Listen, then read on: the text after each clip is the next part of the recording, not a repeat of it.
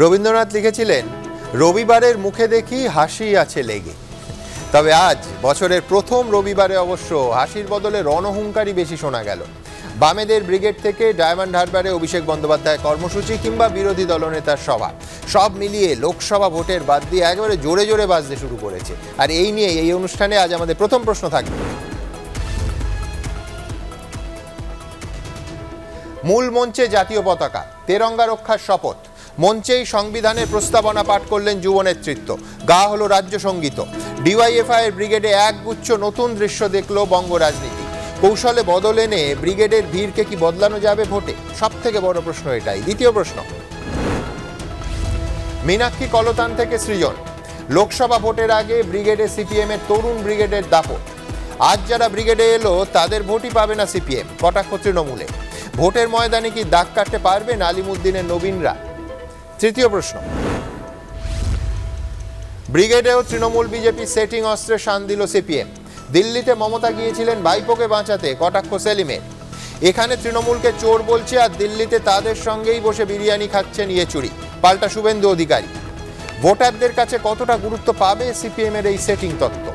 চতুর্থ প্রশ্ন থাকবে, তৃণমূল নেতা শাহজাহানের বাড়ির সামনে আক্রান্ত ইডি আর কেন্দ্রীয় বাহিনী।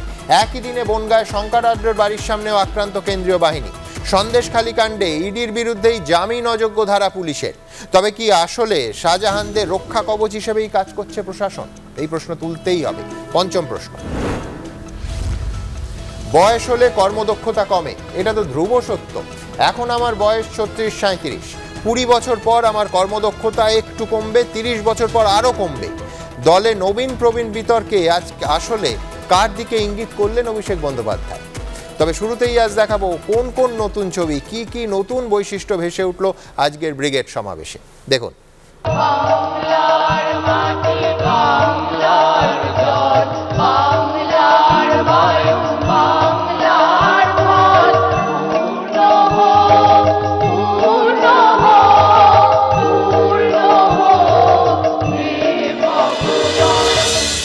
সিপিএম এর যুব সংগঠনের ব্রিগেড সমাবেশে শুরু থেকে শেষ চমক।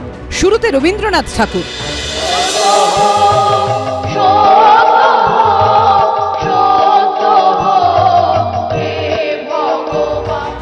শেষে সংবিধানের প্রস্তাবনা।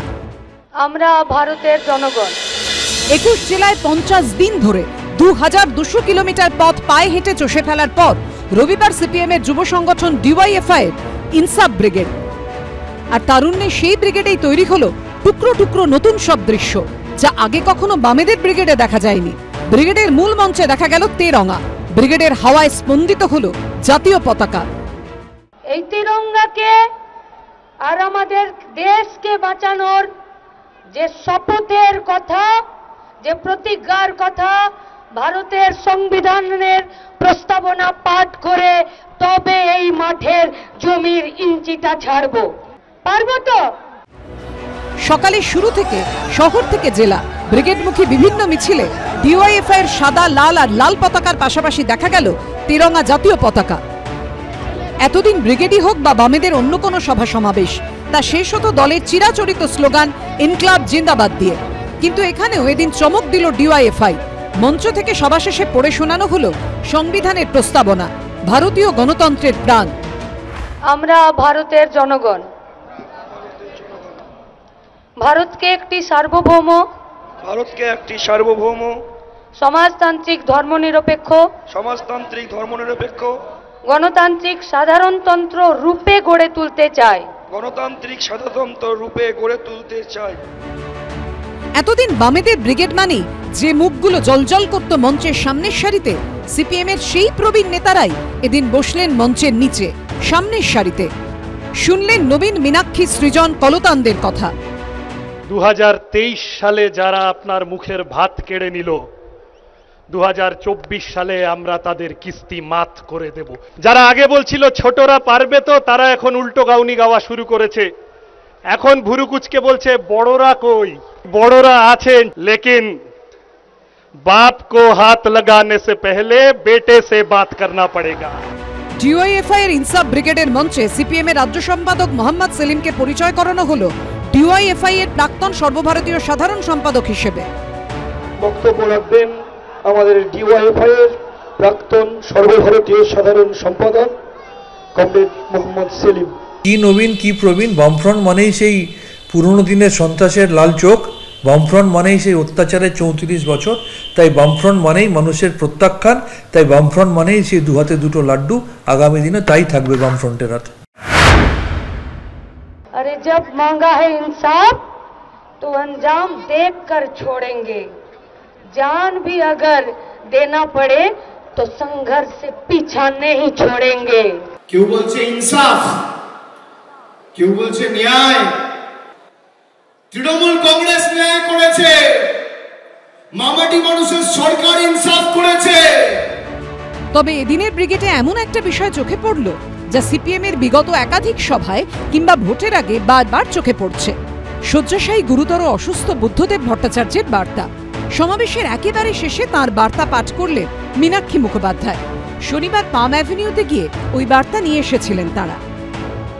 কমরেড বুদ্ধদেব ভট্টাচার্য সংগঠনের প্রতিষ্ঠাতা সম্পাদক, আমরা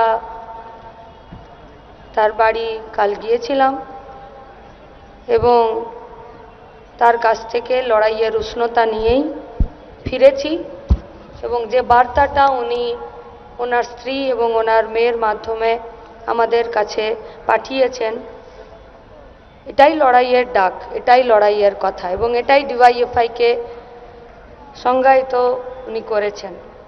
যেখানে ডাক পড়ে, জীবন মরণ ঝড়ে আমরা প্রস্তুত, এটাই ডিওয়াইএফআই। সুতরাং ব্রিগেডের সমাবেশ সাফল্যমণ্ডিত হবেই। মার্কিন লেখক ম্যারিলিন ফার্গুসন বলেছিলেন, transformation is a journey without a final destination. কিন্তু ডিওয়াইএফআই এর এদিনের ব্রিগেডের ট্রান্সফরমেশন কি প্রভাব ফেলতে পারবে ফাইনাল ডেস্টিনেশন 2024-এর লোকসভা ভোটের ফলে? উত্তর দেবে সময়। সুনীত হালদার, দীপক ঘোষ ও সৌভিক মজুমদারের রিপোর্ট, এবিপি আনন্দ। দেখুন, ব্রিগেড বহু ইতিহাসের সাক্ষী। আমার মনে আছে 9-এর দশকে কবি সুমন, তৎকালীন সুমন চট্টোপাধ্যায়ের একটা গান অসম্ভব জনপ্রিয় হয়েছিল এই ব্রিগেডকে ঘিরেই।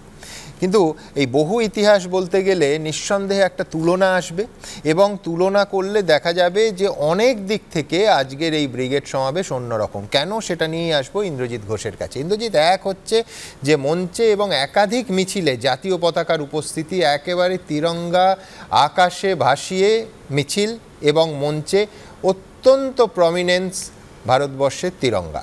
2, preamble of the constitution.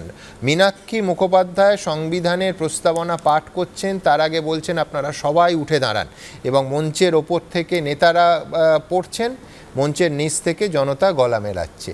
3, Indrajit, অনুষ্ঠানের শুরুতে রাজ্য সঙ্গীত, রবীন্দ্রনাথের বাংলার মাটি বাংলার জল সচেতনভাবে। 4, সমস্ত নবীন মুখ, তারা হয় বক্তা নয় মঞ্চের ওপরে। একমাত্র ব্যতিক্রম প্রবীণদের মধ্যে মোহাম্মদ সেলিম। দর্শকদের আসনে বিমান বসু থেকে সূর্যকান্ত মিশ্র, সুজন চক্রবর্তী, প্রত্যেকে। প্রথম প্রশ্ন তোমার কাছে, যে ভোটের আগে নতুন চেহারায় বামেরা বা সিপিএম বা ডিওয়াইএফআই, প্রশ্ন একটাই, খাতা খুলবে?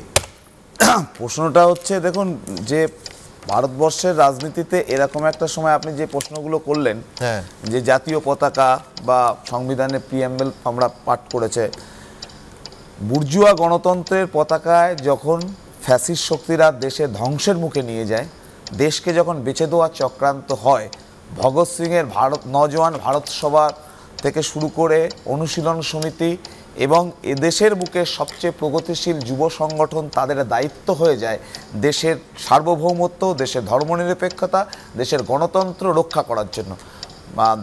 মানে সংসদের ভিতরে প্রশ্ন করার জন্য কতজন 100 ওপর সাংসদকে সাসপেন্ড করা হয়ে যাচ্ছে, গণতন্ত্রকে সর্বনাশ করে দেওয়া হচ্ছে। বেকারের সবচেয়ে বেশি 45 বছরের বেশি বেকার। এই কারণেই আমাদের এই কথাগুলো আমরা। দ্বিতীয় কথা হচ্ছে যে খাতা খুলবে কিনা। হ্যাঁ, পশ্চিমবঙ্গে আমাদের ডিওয়াইএফআই 50 দিন ধরে ইনসাফ যাত্রা করেছে। কি কারণে? যে জনগণের যে যন্ত্রণা, 1000 দিন ধরে চাকরি প্রার্থীরা বসে আছে, এ রাজ্যের বুকে কলকারখানা বন্ধ হয়ে যাচ্ছে নতুন কোনো কলকারখানা না থাকার কারণে। এদেশের বুকে সবচেয়ে বেশি গণতন্ত্র ধ্বংস করা এবং হচ্ছে জাতপাতের দাঙ্গা লাগানো, এই যে যন্ত্রণা মানুষের প্রতিদিনের, এবং সবচেয়ে বড় কথা হচ্ছে যে রুটি রুজির প্রশ্নের যে সংকট, সেই সংকটে আমাদের ইনসাফ যাত্রা এবং কিন্তু আমি বলছি সংকট তো দলের ক্ষেত্রেও, কারণ একটা বিরল সময়, যে সময় লোকসভায় সিপিএম এর সাংসদ মাত্র 3 জন, একজনও বাংলা থেকে নয়, এই রকম কার্যত একটা দুঃসময় তো এই র্যালি, যার ফলে ক্রাইসিসে তো সবচেয়ে বড় সময় নেতৃত্বের জন্ম হয়। তো সেই সময় দাঁড়িয়ে আমাদের এই যে আজকের যে এটা হয়েছে, একটা প্রশ্ন যে আজকের ব্রিগেডের জমায়েত দেখে আপনাকে একটা কথা তো বলতেই হবে যে পশ্চিমবঙ্গের বড় অংশের ইয়ং জেনারেশন বামপন্থী যুব সংগঠন, ছাত্র সংগঠন তাদের উপর ভরসা করেছে। এবং পাশাপাশি এটাও মনে করে দিতে হবে যে এর আগে ব্রিগেডে তোমাদের প্রত্যেকটা কর্মসূচি অসম্ভব সফল হয়েছে, কিন্তু তার রিফ্লেকশন ভোটের বক্সে পড়েনি। এটা দেখুন ইভিএমে পড়েনি।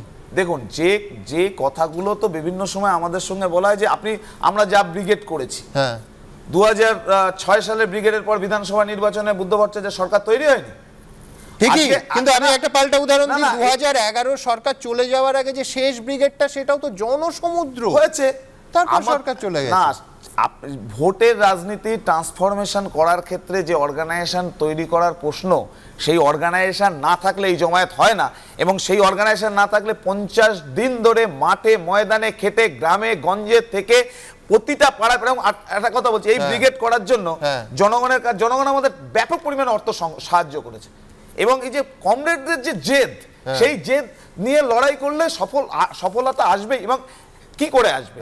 মানুষের মধ্যে বিশ্বাস অর্জন করতে পারলেই তো সফলতা আসবে।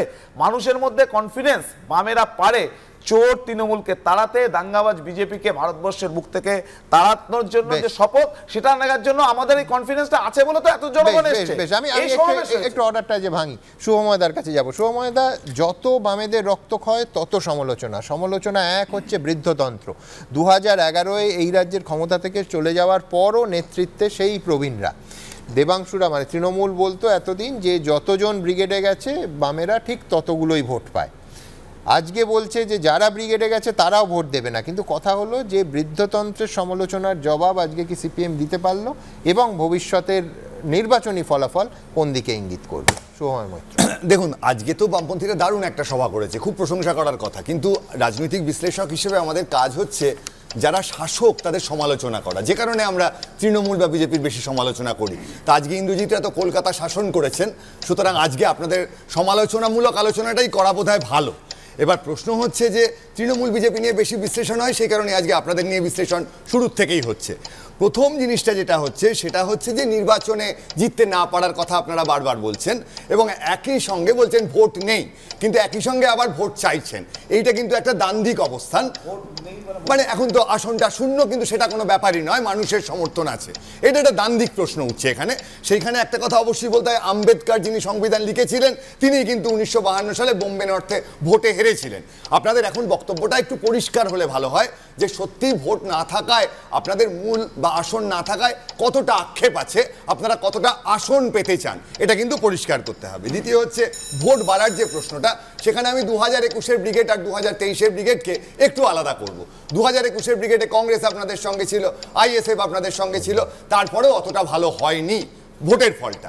এইখানে কিন্তু একটা জিনিস আছে, 2008-এর পঞ্চায়েত নির্বাচন থেকে 2021-এর বিধানসভা নির্বাচন পর্যন্ত ক্রমাগত গ্রাফটা নেমেছে, ফলে এই ধরনের সভা হয়তো অনুঘটকের কাজ করতে পারেনি। আজকে কিন্তু 2023 যখন 21 থেকে গ্রাফটা সামান্য হলে উঠছে, এটা অনুঘটকের কাজ করতে পারে কিনা এটা দেখার। দ্বিতীয়, এটাও মাথায় রাখতে হবে যে আপনারা কতটা বুথ দখলের শক্তি সঞ্চয় করতে পেরেছেন সেটা আমি জানি না, তবে 1977-এর নির্বাচন বা 2019-এর নির্বাচন একবার বামপন্থীরা এবং একবার বিজেপি বুথ না সামলেও ভোটে জিতেছিল, ফলে আপনারা একটু আশা রাখতে পারেন। তবে শুভময়দা, বুথ দখল বলবেন না বা বুথের সংগঠন বলবেন? দখল করলে আবার ভয় লাগে। পশ্চিমবঙ্গের রাজনীতিতে আর কি বুথের সংগঠন বলার চেয়ে বোধহয় বুথ দখল বলাটাই সবসময় ভালো, মানে সত্যি কথা বলতে গেলে। 3 নম্বর বিষয় হচ্ছে যে ভোটের ভাগ। আজকে সাধারণভাবে তৃণমূলের খুব খুশি হওয়া উচিত, কারণ সাধারণভাবে বামপন্থীদের ভোট বেশিরভাগ বিজেপিদের দিকে গেছিল, ফিরে আসবে কিনা। কিন্তু যেভাবে মোহাম্মদ সিরাজের উদাহরণটা উঠলো আজকে, তাতে কিন্তু তৃণমূলকেও হয়তো একটু ভাবতে হবে যে সেখানে আবার সংখ্যালঘুদের দিকে যাওয়ার বিষয়টা আসছে কিনা। বৃদ্ধতন্ত্রের যে জায়গাটা, সেখানে কিন্তু একটা জিনিস বলতেই হবে যে তৃণমূলে যখন এত দ্বন্দ্ব, বামপন্থীদের মধ্যে এই প্রশ্ন বারবার উঠেছে, যুবকদের জায়গা ছাড়া হচ্ছে না, সেখানে আজকে কিন্তু বামপন্থীরা যে জায়গাটা দেখাতে পারলেন, যেখানে এত বড় বড় এত পুরনো দিনের নেতারা সামনের চেয়ারে বসে আছেন এবং মঞ্চে মোহাম্মদ সেলিম সিপিএম এর লোক বলে নয়, তাঁদের প্রাক্তন নেতা বলে, এই জায়গায় নিঃসন্দেহে আপনারা একটা অন্য ভাবনা সকলের সামনে দিলেন। শেষে তো একটু মীনাক্ষী মুখার্জির কথা বলতেই হয়। আজকে কিন্তু আপনাদের দলের সামনে যে প্রশ্নটা উঠে এলো, যতই মীনাক্ষী মুখার্জি বলুন, আজকে ব্রিগেডের সভা সিপিআইএম এর না মীনাক্ষী মুখার্জির, এই প্রশ্ন রাজনৈতিক বিশ্লেষকরা করবেন। তবে বিদ্রোহী রণক্লান্ত মুখস্থ করে এলেই বোধহয় ভালো হতো।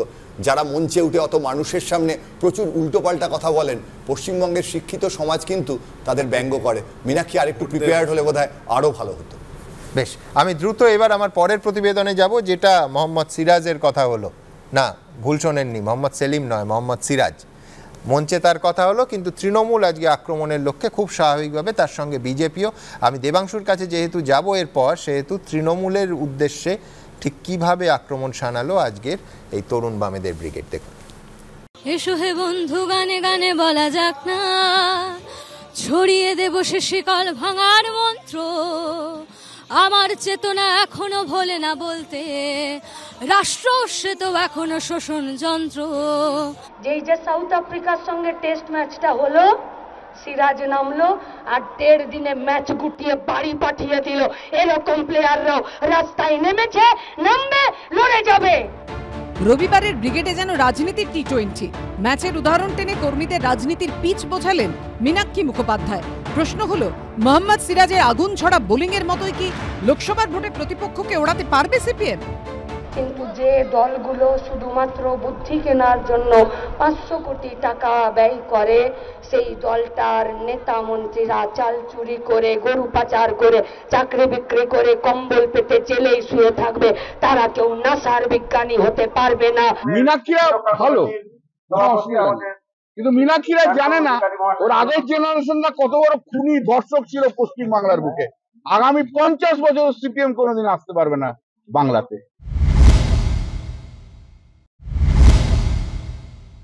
1 টাকা 4 আনার কিছু ফুটো মস্তান পশ্চিমবঙ্গে এদিক ওদিক ঘোরাফেরা করছে,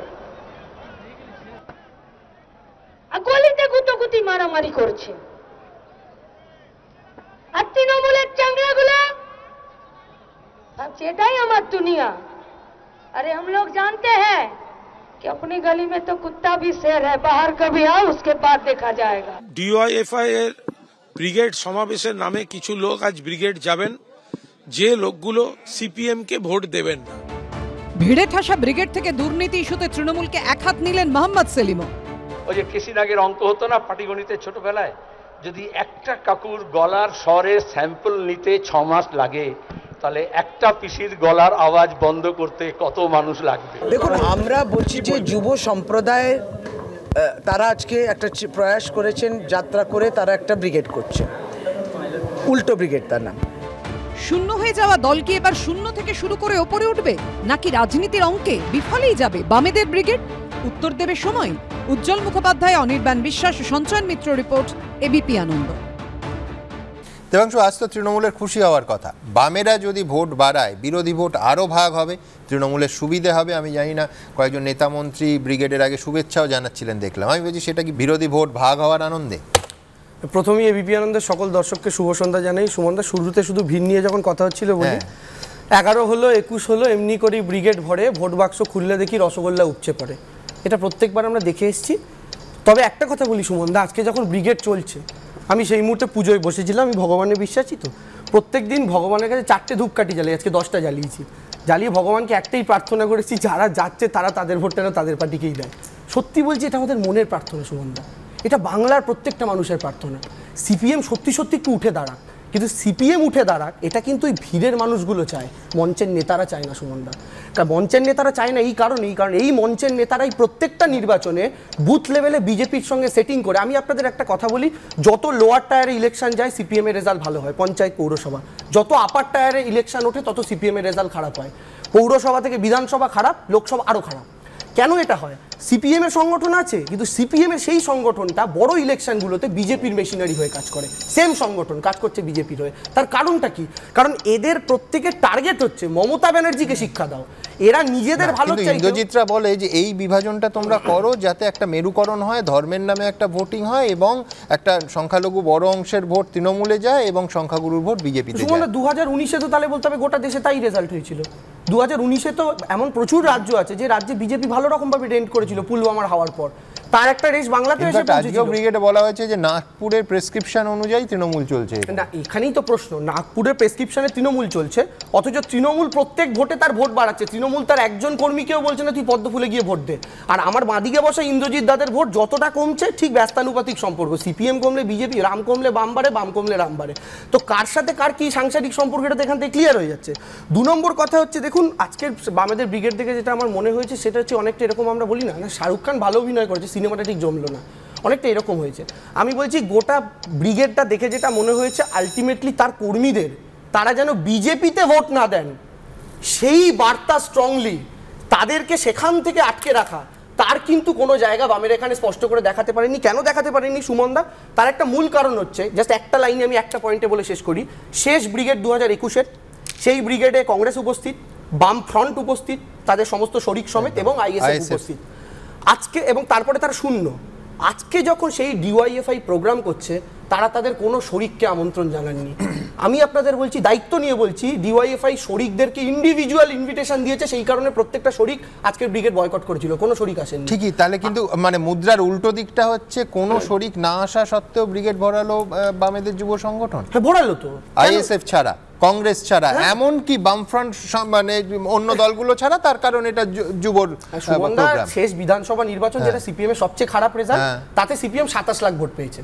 তো সেই 27 লাখের মধ্যে 2 লাখ লোক গেলে এই ভিড়টা মানছি, কিন্তু তুমি শুরুতে যেটা বললে না খুললে রসগোল্লা, আমি বলছি যে 2011-এ ক্ষমতার আসার আগে মমতা বন্দ্যোপাধ্যায়ের প্রত্যেকটা ব্রিগেড দেখে নাও, প্রত্যেকটা ব্রিগেড প্রত্যেকটা ময়দানে ওই ভিক্টোরিয়া হাউসের সামনে, আমি বলছি একদম যা জনসমুদ্র মমতা বন্দ্যোপাধ্যায়ের মিটিং জন্য আসতো, তাতে অন্তত 15 বছর আগে মমতা বন্দ্যোপাধ্যায় মুখ্যমন্ত্রী হওয়ার কথা। আমি এই জন্যই বলছি সুমনদা, ভিড় কখনো ভোটে রিফ্লেক্ট করে না।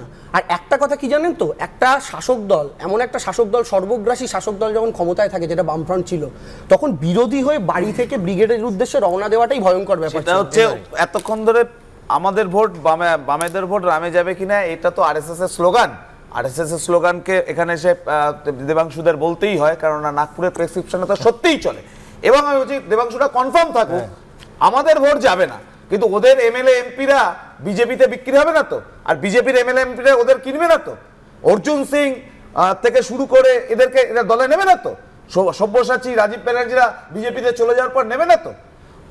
বিজেপির টাকায় আরএসএস এর প্রেসক্রিপশনে তৃণমূলের জন্ম 1998 সাল, বাজপেয়ীর মন্ত্রিসভার মন্ত্রী, কলকাতা পৌরসভার মেয়র, ডেপুটি মেয়র মীনা দেবী পুরোহিত। আমি এই কথা অস্বীকার করতে পারবে না। এবং আজকে আমি শুধু ইন্দ্রজিৎকে না, আমি ইন্দ্রজিৎকে একটা লাইন এই কারণে যে মুসলমানদের জন্য ওরা আছে আর হিন্দুদের জন্য বিজেপি আছে। আমি শুধু ইন্দ্রজিৎ, জনগণ ইনসাফ চাইছে, চুরির আমি শুধু বাবা আমাকে বলতে বলেছে অনেক উঠতে কি ব্রিগেড হয়ে গেছে, ব্রিগেড হয়ে গেছে। আরে ব্রিগেড হয়ে গেছে কি ভাষণ দিচ্ছ তো? তৃণমূলকে চোর তো সব দাদা, এক সেকেন্ড আমি একটা কথা আমি বলছি দাদা, আমার একটা প্রশ্ন আছে, বলছি আমি এক সেকেন্ড আমি বলছি দাদা, দাদা বলতে দাও না, এরকম কেন করছো? আসামে হেমন্ত বিশ্ব শর্মা কোন পার্টি থেকে বিজেপিতে গেছে গো? সেটি কংগ্রেস পাঠিয়ে দিয়েছিল, বলো। রাজীব ব্যানার্জি পালালে হবে না দাদা, পালালে হবে না, আসাম নিয়ে বলো। অর্জুন সিং পাঠাতে হয় না, বিজেপি কিনে নিলাম না। এই ধরনের একটা চ্যালেঞ্জের সুর একেবারে ব্রিগেডের মঞ্চের ওপর থেকেই দেওয়া হয়েছে, কিন্তু এই যে সেটিং, যেটা ইন্দ্রজিৎ এতক্ষণ ধরে বলছিল, মঞ্চের ওপর থেকে একাধিক বক্তার বক্তব্যে আজকে এই সেটিং এর তত্ত্ব উঠে এসেছে। পরের প্রতিবেদন। কে বিজেপি এই পশ্চিমবঙ্গের মাটিতে নতুন বোতলে পুরনো মদের মতন সব তৃণমূলের নেতাগুলো ভাগাড়ে বিজেপির দিকে গেছে। পশ্চিমবঙ্গের বিরোধী দলনেতা, পশ্চিমবঙ্গের বিরোধী, আজ আমরা আপনাদেরকে ব্রিগেডের মঞ্চ থেকে চ্যালেঞ্জ করছি, अगर दम है तो বিধানসভার ভেতরে বিধানসভা স্পিকারের কাছে যে আপনাদের বিধায়কগুলো বিধানসভার ভেতরে বিজেপি আর বিধানসভার বাইরে গোটা রাজ্যে দিদিমণির কোলে দোল খাচ্ছে।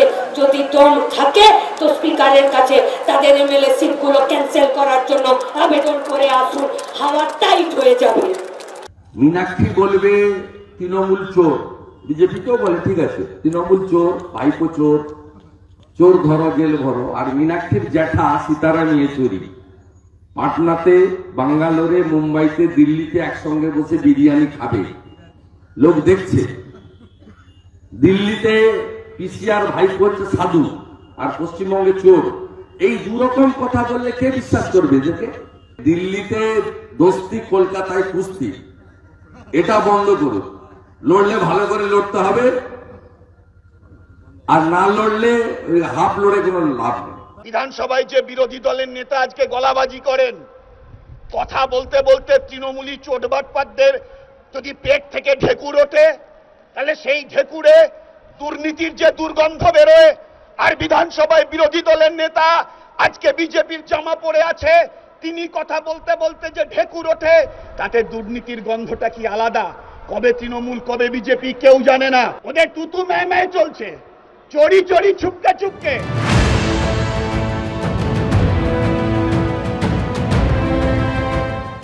যারা ডবল ইঞ্জিনের সরকার বলে, মণিপুরে বিজেপি সরকার আছে আর দিল্লিতেও বিজেপি সরকার আছে, যারা বলছে মমতাকে সরিয়ে বিজেপিকে আনতে হবে, 2014 থেকে শুনছি বিচারপতি অমৃতা সিং আজলাসে বলেছেন ভাইপোর কোম্পানির যে সম্পত্তি বেড়েছে 2013 পরে বেড়েছে, 2014তে মোদী এসছে। বিজেপি যখন থেকে দিল্লিতে এসছে, বিজেপি বন্ধুদের বলছি তৃণমূলের বুকের পাটা আরো বেড়ে গিয়েছে। জব চৌকিদারি চোর হ্যায় তো পকড়েগা কন। 21 সালেও তো ব্রিগেড করেছে, তারপর শূন্য পেয়েছে। ব্রিগেডে লোক আসছে, শিয়ালদা থেকে লোক ঢুকছে, ব্রিগেডে এত মানুষ এলো। আরে ঘোড়ার ডিম সিট তো সেই গিয়ে শূন্য। বিজেপিকে ভোট দিচ্ছে সিপিএম। মমতা বলেছিল যোজনা পর্ষদের বৈঠকে যাই না, একটা ডিনারের জন্য 3 দিন দিল্লিতে গিয়ে হত্যা হয়ে পড়ে থাকলেন। কেন? কারণ ওই যে ভাইপো, আমি ভাইপো বলি না, অনেকে বলে ওটা অনেকটা ভেপো, তাই তো? আবার ভেপো কেউ কেউ বাজায়, আপনারা বাজান, তার চেয়ে ডেপো বলা ভালো, তাই তো? সব বেঞ্চ বলেছে এখন আর কিছু করা হবে না, সব বেঞ্চের উপর দাঁড়া। তখন উনি চলে গেলেন প্রধানমন্ত্রীর কাছে, দাদা পায়ে পড়ি রে, ভাইপোটাকে বাঁচা। আজকে সারদার সুদীপ্ত সেন প্রকাশ্যে লিখে দিয়েছিল জেলে বসে যে সুজন চক্রবর্তীকে তাকে কত কোটি টাকা দিতে হয়েছে।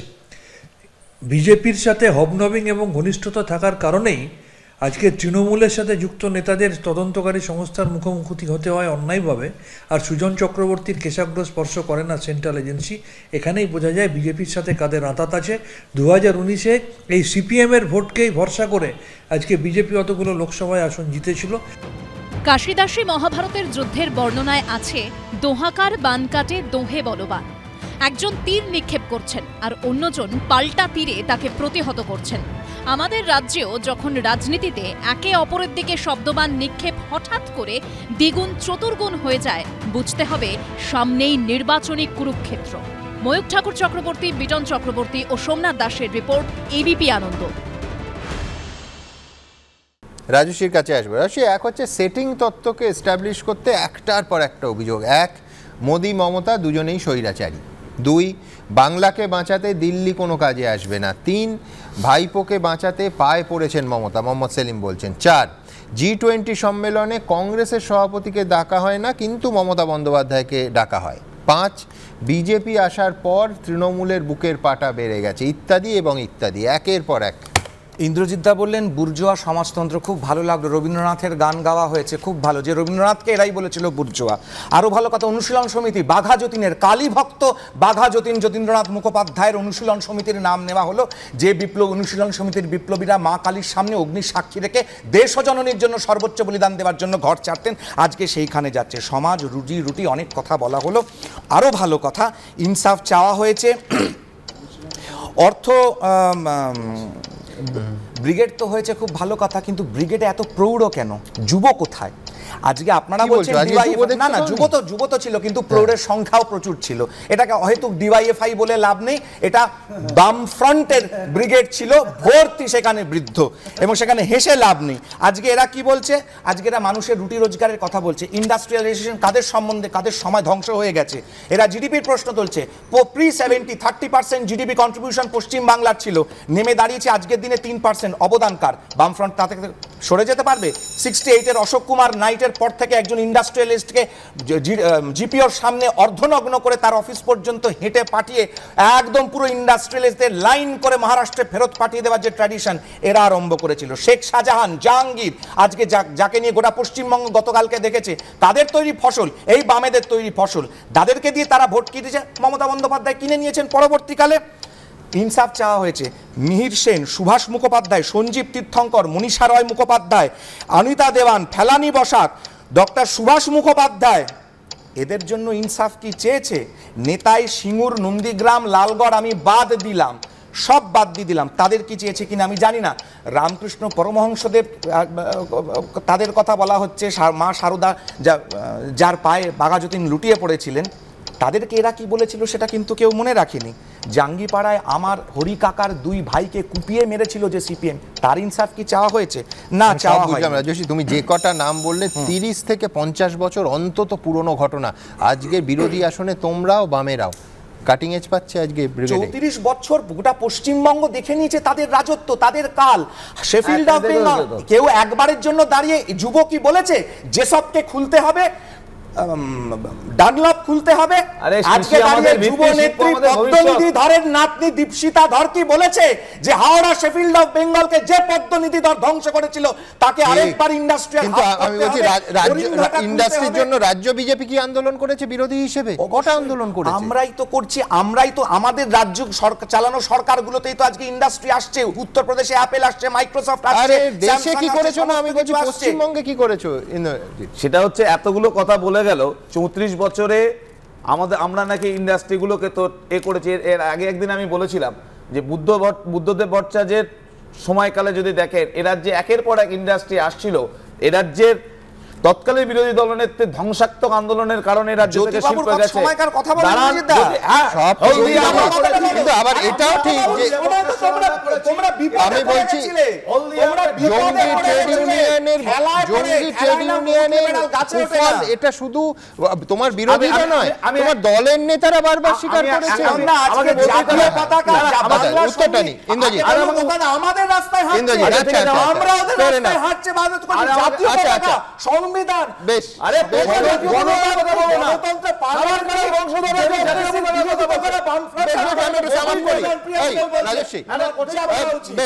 রাজস্বীর বক্তব্য, তুমি যেটা বলছিলে না, একদম রাজস্বী বলছে, তুমি যেরকম একটু আগে বলছিলেন না তৃণমূল নাগপুরের প্রেসক্রিপশনে, রাজস্বী বলছে যে ওদের প্রেসক্রিপশনে তোমরা চলছো। আমি একদম ওই যে প্রশ্নটা বললেন জঙ্গি ট্রেড ইউনিয়ন আন্দোলন, রিজার্ভ ব্যাংক অফ ইন্ডিয়া 1991 সালে একটা সার্ভে করে, যে সার্ভেতে দেখা যায় পশ্চিমবঙ্গে ওই সময় যতগুলো কলকারখানা বন্ধ হয়েছিল, মাসুল সমীকরণ তার একটা বড় ফ্যাক্টর। কিন্তু জঙ্গি ট্রেড ইউনিয়নকে সেটা দিয়ে তুমি ডাইলিউট করতে পারো না। মেজর কারণ 2022 সিপিএম এর টোটাল ইনকাম হচ্ছে 162 কোটি, যার মধ্যে 48% 79 ক্রোর হচ্ছে আনডিসক্লোজড আনআইডেন্টিফাইড সোর্সেস। কোথা থেকে এরা টাকা পায় আগে সেটা বলুক। ওটা তো বলবে কৌটো নাড়িয়েছে।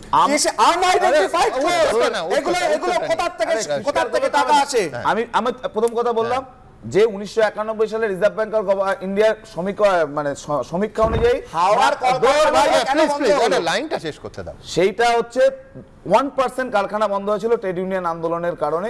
আর বাকি কিন্তু আমি এটা আমার রিপোর্ট খুলে দেখবে, 22টা জুট মিল বন্ধ করেছো, 22টা জুট মিল বন্ধ করে দাও।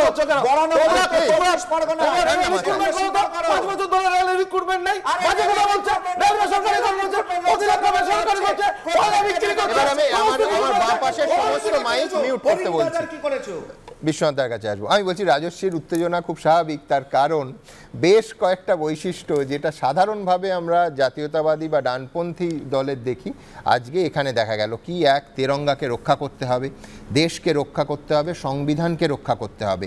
আমি মানে বাহ্যিক তফাতগুলো ধরছি না, কিন্তু মূলগত তফাত সেটা একদিকে ইন্টারন্যাশনালের জায়গায় রাজ্য সঙ্গীত, সবাইকে মীনাক্ষী মুখোপাধ্যায় বলছে আপনারা দাঁড়িয়ে উঠুন, আমি সংবিধানের প্রস্তাবনা পাঠ করব। জাতীয়তাবাদী সিপিএম, ইউরোপের অধিকাংশ দেশেই কমিউনিস্ট পার্টিগুলো জাতীয়তাবাদী ভাবনায় 70-এর দশক থেকে চলছে। ফলে দেরিতে হলেও আমি মনে করি ভোটের রাজনীতির কনটেক্সটে, পার্লামেন্টারি ডেমোক্রেসির কনটেক্সটে আজকে ডিওএফআই যে সিদ্ধান্ত নিয়েছে, সঠিক সিদ্ধান্ত নিয়েছে। তেরঙ্গা পতাকা সামনে রেখেছে, যেটা আগে ওরা করেনি। রবীন্দ্রনাথের গান তারা শুরুতে বলেছে, যেটা ইন্টারন্যাশনাল গান দিয়ে শুরু করতো। সংবিধানের প্রস্তাবনা রেখেছে। ভোটারকে অ্যাড্রেস করো, পার্লামেন্টারি ডেমোক্রেসির শেষ কথা ভোটার, তারা কি চায় সেইটাকে করবার চেষ্টা করি। কিন্তু একই সাথে অনেকগুলো উত্তর আজকের সভাতে আমি পাইনি। যেমন এই সভা থেকেই বলা হলো যে আমরা এবার বুথে বুথে যাব, কমরেড আমরা বুথে বুথে যাব। আগে আমরা দেখতাম বুথ থেকে ব্লক হয়ে জেলা হয়ে ব্রিগেড হতো, তার মানে বুথে যাওয়ার সাহসটা পাচ্ছে না এখনো কমরেডরা। অর্থাৎ বুথে গেলেই তৃণমূলের যে মার খেতে হবে, সেই মার খাওয়ার মতন সাহস কিন্তু এখনো কমরেডদের নেই। ফলে সেন্ট্রাল লেভেলে আমি বিজেপির ক্ষেত্রেও দেখেছি, আমি সিপিএমের ক্ষেত্রেও দেখছি লোক প্রচুর হচ্ছে, কিন্তু যখনই লোকাল লেভেলে পতাকা তুলতে যাচ্ছে সেখানে মার খেয়ে কিন্তু বেরিয়ে আসছে। দ্বিতীয় যেটা, সেটা হলো যে এই যে বিপুল পরিমাণে যে নির্বাচনী যে অর্থ ব্যয়, অর্থাৎ ভারতবর্ষের সেরা দুটো মানে সম্পূর্ণ দলের সাথে লড়াই করতে হবে। ইলেকশন কমিশনের মতে সবচেয়ে ধনী দল হলো বিজেপি, তারপরে দ্বিতীয় বৃহত্তম ধনী দল হলো তৃণমূল কংগ্রেস। ফলে এই বড় দুটো ধনী দলের সাথে লড়াই করতে গেলে বিপুল টাকা লাগবে, যেটা সিপিএমের নেই। তৃতীয় যেটা, সেটা হলো যে ধরনের লোকাল লেভেলের মানে ব্লক করে, যেটাকে আমি মানে ফুটবলের ভাষায় বলি যে ম্যান মার্কিং, যেমন এই শাহজাহান থেকে শুরু করে এরা যারা আছে এই লোকাল লেভেলের ব্লক, এদেরকে কিন্তু কে আটকানো চারটিকানোর কথা না। শুধুমাত্র পুলিশ প্রশাসন হবে না, কেন্দ্রের এজেন্সি মার খেয়ে যায়, সেখানে কেন্দ্রীয় বাহিনী মার খেয়ে যায়। এক্স্যাক্ট তাই, ভোট লুটের পর লুট হয়ে যায়। কি করে ওরা সেখানে লড়াই করার মতন জায়গায় আছে নাকি?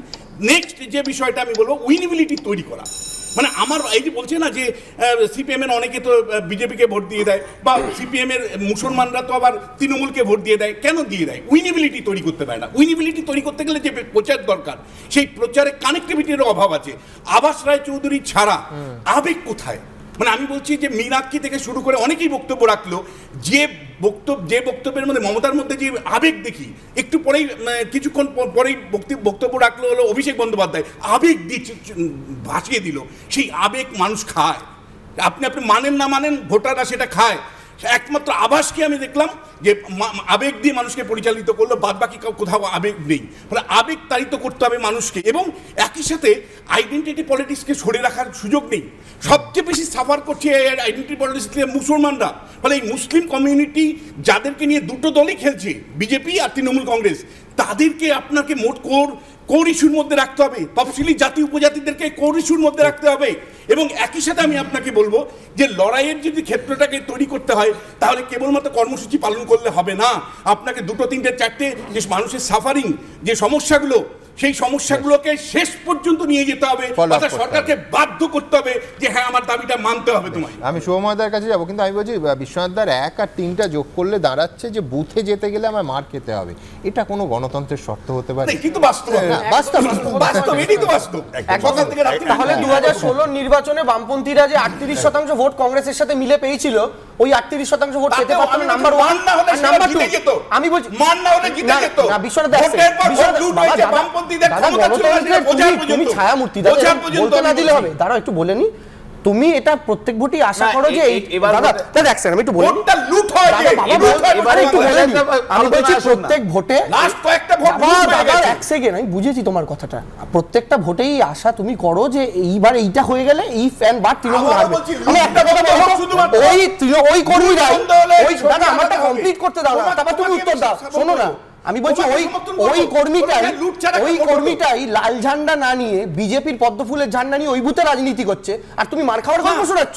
আবার দাঁড়াও 2016 বিধানসভা আর 2021 বিধানসভা তুমি টেবিল চাপড়ে বলেছো দারুণ ভোট হয়েছে, তোমার ক্লিপিং গুলো বার করবো? তুমি বসে বলেছো দারুণ ভোট হয়েছে। 16 বিধানসভা একটা অভিযোগ এসছে, 21 বিধানসভা অভিযোগ এসছে, কোনো অভিযোগ আসেনি। বরঞ্চ 9 আর 11 বলতে পারো, 9 কিছুটা, 11 নিখুঁত ভোট। একদম নয়, যে কারণে ভোটের ফলাফলে কি টেবিলে বসে বামের প্রতিনিধি কংগ্রেসের প্রতিনিধিরা বলেছিল এবারের ফলাফলে আমরা বলতে পারবো না। আমি সব দুজনে গেছে। প্রথম কথা হচ্ছে আমি ভোট লুট হয় কিনা এই পঞ্চায়েত নির্বাচনটা দেখুন না, ব্লকের বিডিও অফিস বিডিওরা, এসডিওরা, থানার আইসিরা ভোট করেছে। তৃণমূলের নেতাদের মারপিট করতে হয়নি তো, থানার IC, OC, BDO, SDO, block officer, BCW officer, তারা ভোট করেছে পঞ্চায়েতে নমিনেশন ক্যান্সেল করে দিয়েছে। কি অভিযোগ ছিল? এটা বন্ধ গেছে, অনেক বড় বড় কথা বলছে, কিন্তু শেখ শাহজাহান মোল্লা এরা কারা? এরা কিন্তু বামেদেরই সম্পদ যারা এখানে গেছে। আর এই যে জাতীয় পতাকা এখানে বললেন না, এটা অনেক ধরন পাল্টাচ্ছে। বামফ্রন্টের মুখ এবং মুখোশ, এটাকে বুঝতে হবে কোনটা মুখ এবং কোনটা মুখোশ। এইটা হচ্ছে মুখ, এটা হচ্ছে মুখোশ, আর আসল মুখ হচ্ছে সাদা কালো বাঁধানো। তাহলে হচ্ছে বুমরার নাম নেওয়া হয় না, মোহাম্মদ সিরাজের নাম নেওয়া হয়। টেকনিক্যাল পয়েন্ট আছে, একটা টেকনিক্যাল কিন্তু ন্যায় বলা হয়, কারণ উর্দুকে প্রয়োগ করতে হবে, মুসলিম ভোটটা নিতে হবে, এটাই হচ্ছে আসল টেকনিক্যাল কথা। মুর্শিদাবাদে কটা দাঙ্গা হয়েছিল 90-এর দশকে? অবশ্যই ইনসাফ শব্দটা যে বাংলা ডিকশনারির মধ্যে চলে আসছে বামপন্থীদের আন্দোলনের ফলে, সেটা না আমরা মেনেই নিলাম। কিন্তু প্রথম হচ্ছে বুথ নিয়ন্ত্রণটা তো একটা খুব গুরুত্বপূর্ণ প্রশ্ন। আমি ভাষাটা ভালো করে নিলাম যে বুথ নিয়ন্ত্রণের প্রশ্নটা পশ্চিমবঙ্গের রাজনীতিতে ভোটে একটা খুব গুরুত্বপূর্ণ চলরাশি। ফলে এটা আগামী দিনে কিভাবে পরিবর্তন হয় এটা আমরা দেখতে চাই। অর্থের যে প্রশ্ন বিশ্বনাথ দা বলেছেন খুব গুরুত্বপূর্ণ, এবং সেখানে বামপন্থীদের যে পরিমাণ অর্থের কথা রাজস্বী বললেন তার থেকে অনেক বেশি অর্থ সত্যি আরও অনেক রাজনৈতিক দলের আছে, বামপন্থীদের ভাবার দরকার আছে। নেক্সট একটা বিষয় আমি বলতে চাই, কিন্তু বামপন্থীরা বাজারি সংবাদ মাধ্যম নিয়ে অনেক কথা বলেন। বামপন্থীরা যখন পথ হেঁটেছেন ইনসাফ যাত্রায় অনেকবার বলেছেন তাদের নাকি টেলিভিশন মিডিয়ায় দেখা যাচ্ছে না। আজকে কি বামপন্থী নেতারা একটু লক্ষ্য করেছেন যে পশ্চিমবঙ্গের মূল যে সংবাদ মাধ্যম সেখানে বিজ্ঞাপনের বিরতি ছাড়া 2 ঘন্টা 3 ঘন্টা ধরে একটানা দেখানো হয়েছে? কালকে কি আপনাদের মুখপত্রে আবার সেই বাজারি সংবাদপত্র নিয়ে প্রচুর বক্তব্য বেরোবে? আমি যোগ করবো শুভময়দা, আপনি যেহেতু প্রসঙ্গটা তুললেন, এক হচ্ছে যে বিজ্ঞাপনের বিরতি নিয়ে শুধু না, ঘন্টার পর ঘন্টা যখন মূল চলছে সেটা যে কোনো বড় দলের বড় সভার ক্ষেত্রে বিজ্ঞাপন বিরতি ফেলে একেবারে সরাসরি আর্থিক ক্ষতি স্বীকার করে। এবং আমি প্রকাশ্যে যেটা বলি সেটা হচ্ছে, যখন ওনারা বলছেন যে কাভারেজ হচ্ছে না, তখন কিন্তু অন্তত গণশক্তি পত্রিকার থেকে অনেক বেশি কাভারেজ টেলিভিশন এইবারে ইনসাফ যাত্রাকে জেলায় জেলায় দিয়েছে। আমি যাচ্ছি, কিন্তু আমার মারাত্মক একটা ট্র্যাজিক বিষয়, আনডিসক্লোজড ফান্ডসের কথা বলেছি। আচ্ছা বেশ, ট্র্যাজিক কথা বললেন, সেটা হচ্ছে যে শুভময়দা বুথ দখলকে বুথ নিয়ন্ত্রণ বললেন। আমি বলছি যে বাংলা বিচিত্র ভাষা, কিন্তু আমি বলছি ভয়াবহতাটা একটুকু 1-6 কমলো না তাতে।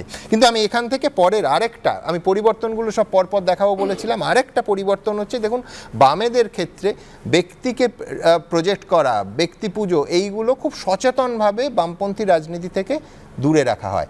এক্ষেত্রে কিন্তু প্রচার থেকে 50 দিনের এই ইনসাফ যাত্রা, সেখানে একজনকে সামনে রেখে, তার মুখ সামনে রেখে স্পষ্ট করে একদম পার্টিগতভাবে, কোনো বিচ্ছিন্ন ব্যক্তিগত প্রচার নয়, কিন্তু তাকে সামনে রাখা হয়েছিল। স্বয়ং বিমান বোস তাকে ক্যাপ্টেন বলেছিলেন, মীনাক্ষী মুখোপাধ্যায়। আমার পরের প্রতিবেদন তাকে নিয়ে, এবং সেই নিয়ে পরের প্রশ্ন না কোনো বামপন্থী নেতা বা স্টুডিওর বামপন্থীদের প্রতিনিধির কাছে নয়, আসবো রাহুলের কাছে। কেন বলবো, কিন্তু তার আগে প্রতিবেদনটা দেখুন। লড়তে এসেছি তো, আর গোটা রাজ্যের যে মাঠে ওরা রাজনীতিকে নিয়ে বলেছিল খেলা হবে, সেই মাঠের দখল जिम्मेदारी से लेने के लिए आए हैं। तो फिर आप लोगों को एक वायदा हम लोगों के साथ करना पड़ेगा। একটা কথা আপনাদের কাছে চাইতে পারি তো? ইনিশিয়েটিভ নিয়েছি মীনাক্ষী মুখার্জির, আমাদের ক্যাপ্টেনের আন্ডারে। আমরা ক্যাপ্টেনের কথা শুনে আজকে আমরা ব্রিগেডে এসেছি। বৃদ্ধতন্ত্রের বেড়াজাল ভাঙল বাম ব্রিগেড। ইনসাফের দাবিকে সামনে রেখে ব্রিগেড ভরালেন মীনাক্ষীরা। সাতমুখী স্রোত থেকে ব্রিগেডের ভিড়, সবাই গলা মিলালেন মীনাক্ষীদের সঙ্গে। अरे जब मांगा है इंसाफ तो अंजाम देख कर छोड़ेंगे, जान भी अगर देना पड़े तो संघर्ष से पीछा नहीं छोड़ेंगे। ব্রিগেডের পোডিয়ামে দাঁড়িয়ে ক্যাপ্টেন কি বার্তা দেন তা শুনতে গ্রামগঞ্জ থেকে ছুটে এসেছিলেন বহু সিপিএম কর্মী। আমরা মীনাক্ষীর আজকে মিটিং আছে, আমাদের যুব মিটিং আছে, যুবনেত্রী, ওই জন্য আমরা এসেছি। ইনসাফ যাত্রা হবে আজকে, এই ইনসাফ যাত্রার জন্য আমরা ওখানটায় যাচ্ছি মীনাক্ষী মুখার্জির মিটিং শুনতে। আমরা যাতে পশ্চিমবাংলায় এইসব দুর্নীতি, চোর এসব মুক্ত হয়, তার জন্য আমরা লড়াই করছি। আর বাপ মায়ের হাত ধরে যখন ব্রিগেডে এসে লড়াইটা করতে শিখেছি, তখন আমাদেরকে এটা কেউ শেখায়নি যে ব্রিগেডের মাঠে আর রাজনীতিটা করতে গেলে চোরেদের বাড়িতে জন্ম নিতে হবে। রাজনীতিটা করতে গেলে 25 আর 75-এর ভাগ বাটোয়ারা করতে হবে। কেউ শেখায়নি, শিখিয়েছে পাশের জনের হাত ধরতে হবে আর এগিয়ে যেতে হবে। 2011-র আগে যে 34 বছরে যে সরকার ছিল, সেই সরকার এবং যে পার্টি রাহাজানি, খুন, ধর্ষণ, রাজনৈতিক হত্যা এবং অনেকগুলো শিল্প কারখানা বন্ধ হওয়া, জঙ্গি ট্রেড ইউনিয়নিজম, দখল, পুকুরে বিষ, বহু বঞ্চনা হয়েছে, খুন ইত্যাদি হয়েছে। এইগুলোর জন্যে বামপন্থী এবং লেফট ফ্রন্ট, যদি বাম যে পুরো পরিবার আছে, তারা কি কোনো অনুশোচনা প্রকাশ করেছেন, ক্ষমা চেয়েছেন মানুষের কাছে? বিদ্রোহী কবি নজরুলের কবিতা উদ্ধৃত করতে গিয়ে মীনাক্ষী বলেন তিনি একটি লাইন ভুলে গিয়েছেন। সেই সূত্র ধরেই মোহাম্মদ সেলিম কটাক্ষ করেন মোদি মমতাকে। মহাবিদ্রোহী রণক্লান্ত, আমি সেই দিন হব শান্ত, যেদিন অত্যাচারিতের খড়গ কৃপান। ভুলে গেছি, এই রণভূমে রণিবে না। অনেকে বলে বামপন্থা দক্ষিণ পন্থার মধ্যে তফাৎ কি? খুব সহজ। এখানে কমরেড মীনাক্ষী আপনাদের সামনে বক্তৃতা করছিল, বলতে বলতে উত্তেজনায় কাজী নজরুল ইসলামের বিদ্রোহী কবিতা থেকে উদ্ধৃতি দিতে গিয়ে রণক্লান্ত তো, কিন্তু শান্ত হবে না, বলল ভুলে গেছি। আচ্ছা, এটা মমতা ব্যানার্জি হলে কোনোদিন বলতে পারতো ভুলে গেছি? মোদি কখনো বলতে পারে জনসমক্ষে ভুল বলেছি, ভুলে গেছি? কোন দক্ষিণপন্থী, কোন স্বৈরতন্ত্রী, কোন ফাসিস্ট কখনো ভুল স্বীকার করে না। ব্রিগেড কাঁপানোর পর সমাবেশ শেষ হতে সেই মীনাক্ষী মুখোপাধ্যায়কেই দেখা গেছে সঙ্গীদের নিয়ে ময়দান পরিষ্কার করতে। উজ্জ্বল মুখোপাধ্যায়, রুমা পাল ও হিন্দোলদের রিপোর্ট, এবিপি আনন্দ। জানি না রাহুল, তোমার মনে আছে কি না, কলকাতা উত্তরে প্রার্থী হয়েছিলেন মোহাম্মদ সেলিম। ইনফ্যাক্ট ঘটনাচক্রে মোহাম্মদ সেলিমের সঙ্গে এই গল্পটা। তার মুখ দিয়ে প্রচুর হোর্ডিং পড়েছিল, একটি প্রাইভেট কোম্পানি দেয় কলকাতার উত্তর মোহাম্মদ সেলিম। আমি তখন উত্তর কলকাতার ভোটার ছিলাম বলে হয়তো আরও মনে আছে। এমন সমালোচনা হলো, ভাবো লোকসভার প্রার্থী, তার মুখের ছবি, যেটা মানে আমি বলবো যে যেতেই পারে, এখন তো এর কোনো ব্যতিক্রম বা হয় বলে আমার ধারণা নেই, শুধু নাম, মুখ যাবে না তো। তারপরে সেই হোর্ডিংয়ের একটা সিংহভাগ নাবিয়ে আনতে হয় যে কেন বেসরকারি সংস্থা ওইভাবে ব্যক্তিকে প্রজেক্ট করে কমিউনিস্ট পার্টির একজন প্রার্থীর ছবি দেয়া হলো। যাই হোক, আমি এই প্রসঙ্গটা এই জন্য টানলাম, সেটা হচ্ছে আগের প্রতিবেদনটা হচ্ছে মীনাক্ষী মুখোপাধ্যায়কে নিয়ে। একেবারে মিছিল থেকে, মঞ্চের ওপর থেকে বারবার বিমান বসুও বললেন ক্যাপ্টেন। অভিষেক বন্দ্যোপাধ্যায়কে তোমরা বারবার স্টুডিও থেকে দেবাংশুরা প্রতি মুহূর্তে সেনাপতি বল। তাহলে এবার বাংলার রাজনীতি কি কোথাও ক্যাপ্টেন বনাম সেনাপতির লড়াই দেখবে? তুমি যে উত্তরগুলোর কথা বললে সুমন, আমার এটাও মনে আছে সঙ্গে। আমি জাস্ট একটা কথার কথা বলছি যে তোমার হয়তো মনে থাকবে যে যেখানে যেখানে বিশেষ এলাকা, সেখানে বড় বড় করে মোহাম্মদ লেখা থাকতো, ছোট করে সেলিম। আবার আর একটা জায়গায় গিয়ে বড় বড় করে কমরেড হয়ে গিয়ে পাশে বড় বড় সেলিম থাকতো, এবং এটা মনে আছে। আমি এটা জাস্ট এটা কথা বললাম।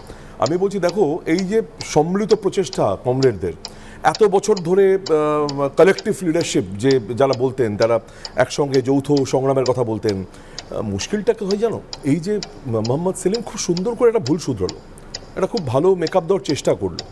তো তোমাকে আমি বলছি, এই মুখ করা, ব্যক্তিগতভাবে কাউকে প্রমোট করা, যতই করুক না কেন, বামপন্থীরা কিন্তু আগামী 500 বছরেও একটা মমতা বন্দ্যোপাধ্যায় তৈরি করতে পারবে না।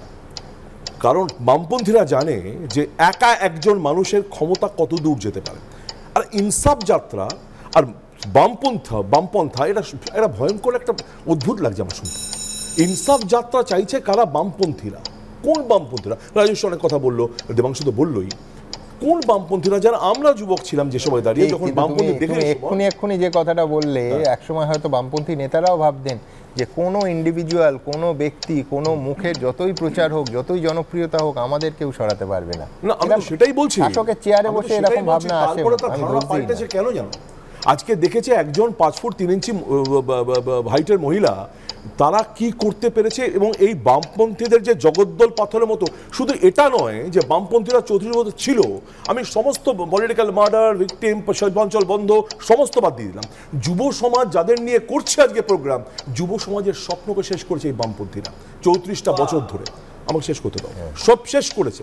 আজকে যদি যারা ওই এখন যুব সমাজ আমাদের সময় ছিল খুব উজ্জ্বল দেখাচ্ছে। আমি বলছি সুমন, আমাদের সময় ছিল না, দিনের বেলায় কৌটো নাচায়, রাতে করে ফিস্ট, তার আবার চেঁচিয়ে বলে আমরা কমিউনিস্ট, আমরা জানতাম সেই সময়, বলে বেড়াতাম।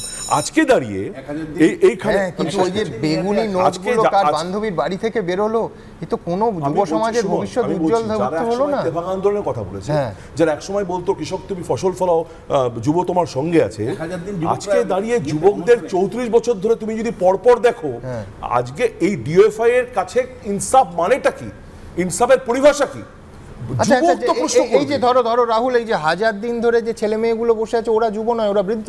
আমি তোমাকে বলছি, কোথাও না কোথাও কোথাও ভুল হতে পারে, কোথাও দাঁড়িয়ে সরকার তার সরকারিভাবে কোথাও মিস্টেককে শুধরোতে পারে, কোথাও দাঁড়িয়ে পয়সা দিয়ে চাকরি বিক্রি করেছে, বলতে চাই কোনো ভুলের ব্যাপার নেই। আমি তো বলি, আজ বেগুনি নোটগুলো কারা ন্যায়ের কথা বলতে, দুর্নীতির কথা বলতে, আমি একটা ছোট্ট কথা বলে শেষ করছি, আমার বলা উচিত জানি না।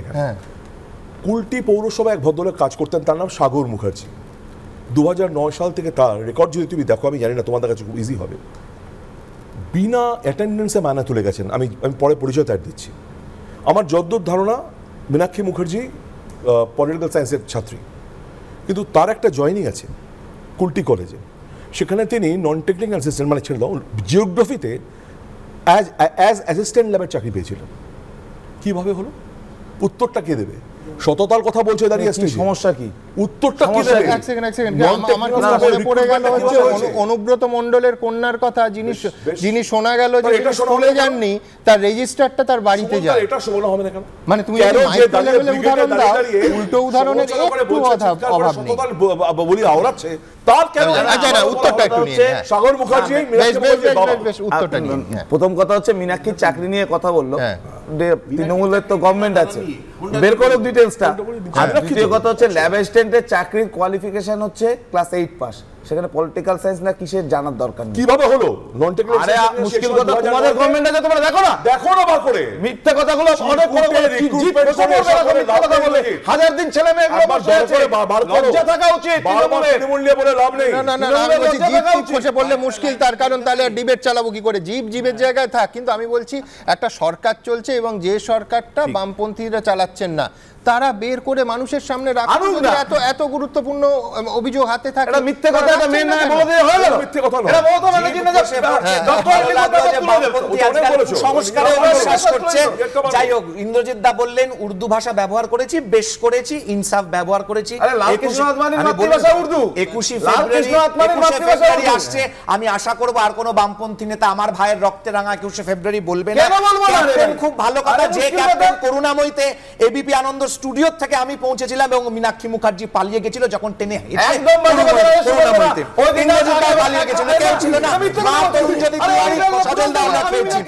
আর দুর্নীতি মুক্তর কথা বলছে, তো দুর্নীতি মুক্তর কথা বলছে। কান্তি গাঙ্গুলি বলেছেন বামফ্রন্ট আমলে কাটমানি নেওয়ার প্রচলন আরম্ভ হয়েছিল 2011 সালে নদিয়ার ডিস্ট্রিক্ট কমিটির মিটিং এ আমি দেবাংশুর কাছে যাব, একটু আমার উত্তরটাও নিতে হবে। ও যে বললো যে সল্টলেকে যেদিন প্রাইমারি 2014 টেট পাস ক্যান্ডিডেটদের তুলে দিচ্ছে, এই সেদিন আমি ছিলাম। আরে আমিও তো ছিলাম রে ভাই। কোথাও ছিলে না, মার আমিও কোথাও ছিলাম না। গোটা ক্যামেরা কিন্তু আমি এখন আর বাজে কথা বলবো না।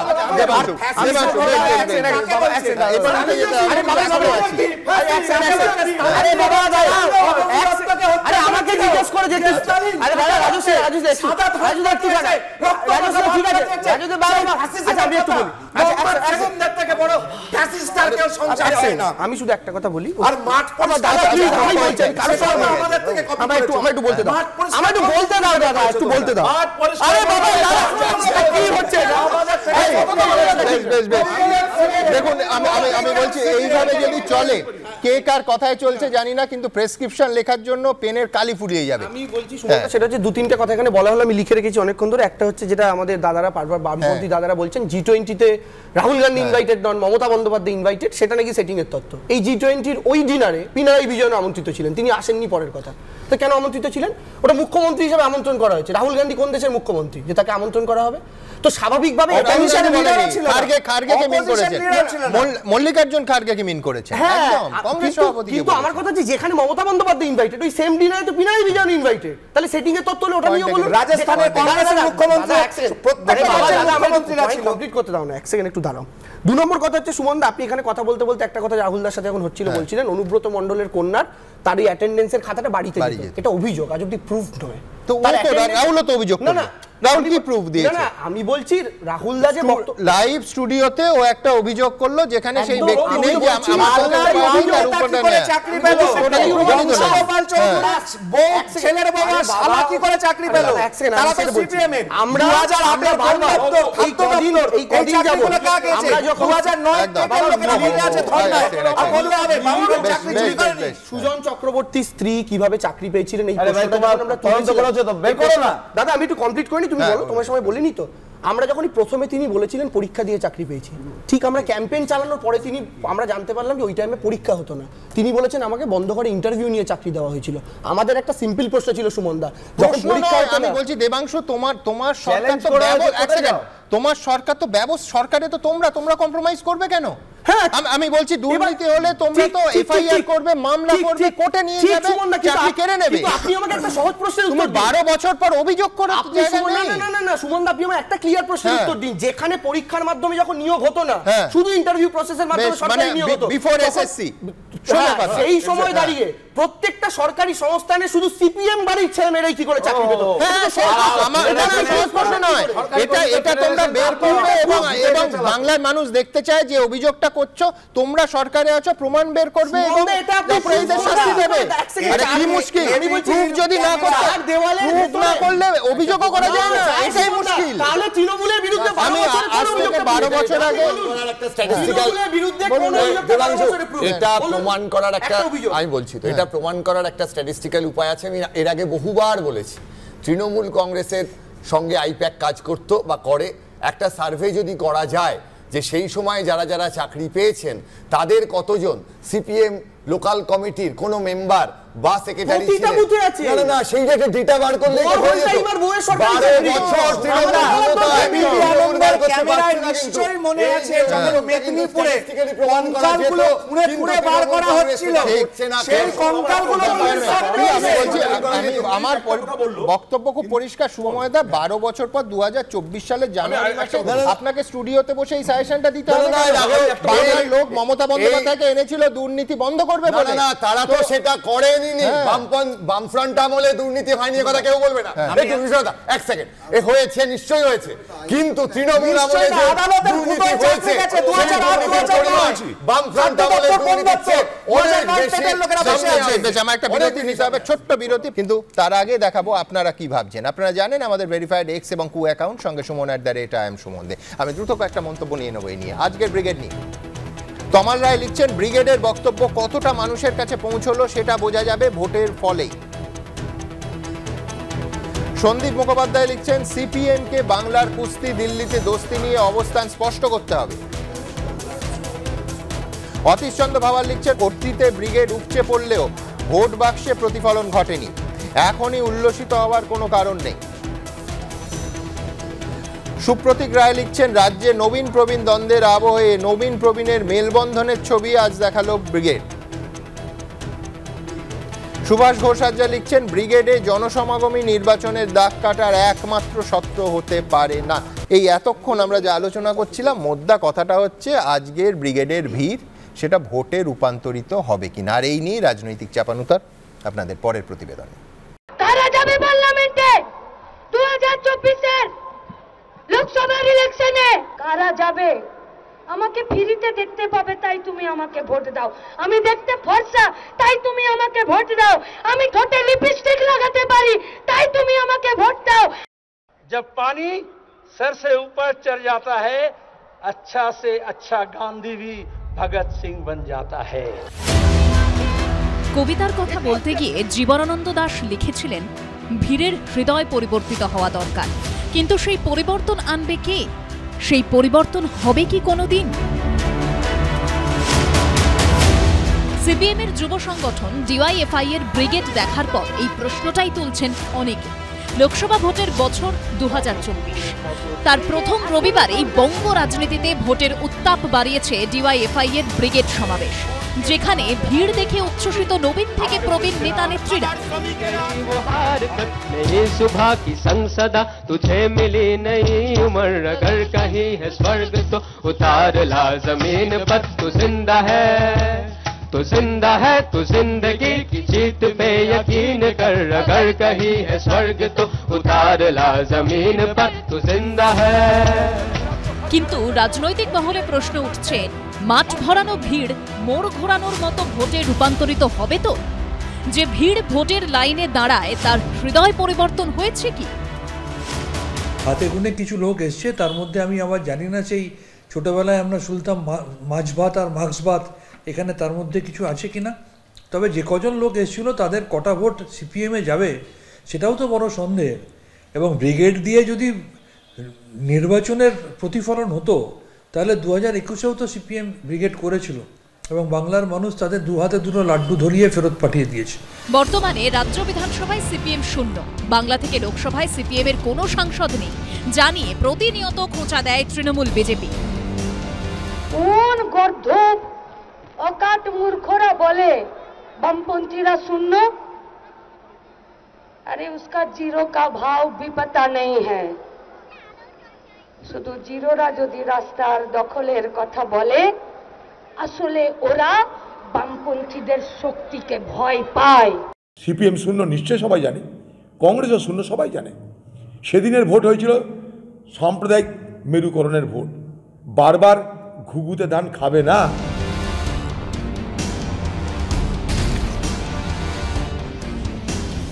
এখানেই দাঁড়িয়ে বলবে কেউ কেউ, আচ্ছা এত লোক তো হলো, ভোটটা কোথায়? ভোট কোথায় জানেন না? পঞ্চায়েতের নির্বাচনে এই বাংলার মানুষ প্রথমে বলেছিল পুলিশকে চোর ধরো, জেল ভরো। পুলিশ চোর ধরলো না, চোরকে পাহারা দিল। সে ইউপি পুলিশ হোক আর বাংলার পুলিশ হোক, আজকে ধর্ষককে ধরে না, ধর্ষককে পাহারা দেয়। বিধানসভা ভোটের আগেও করেছিল, বামফ্রন্টের ব্রিগেড হয়েছিল, একটা সিটও তো জোটেনি। 9-7 কোন রকমে কাপড় বাঁচিয়েছিল। তৃণমূল সাথে গঠবন্ধন করে এরা চলবে সেন্ট্রালে, আর এখানে এসে মারামারি করবে, এটা তো চলতে পারে না। এখানে কুস্তি, দিল্লিতে দোস্তি, আর গোটা দেশে মস্তি, এই মডেল বাংলার মানুষ নেবে না। 1992 সালে এই ব্রিগেড থেকে বামফ্রন্টের মৃত্যু ঘণ্টা বাজিয়েছিলেন মমতা বন্দ্যোপাধ্যায়। 4 দিনের মাথায় পাল্টা সভা ডেকে সাংগঠনিক শক্তির পরীক্ষা দিয়েছিল সিপিএম। আজ বিরোধী আসনে থাকা সিপিএম কি শাসককে চ্যালেঞ্জ ছোড়ার মতো জায়গায় পৌঁছেছে, সেটা বোঝা যাবে লোকসভা ভোটের ফলেই। উজ্জ্বল মুখোপাধ্যায়, সুদীপ্ত আচার্য ও সন্দীপ সরকারের রিপোর্ট, এবিপি আনন্দ।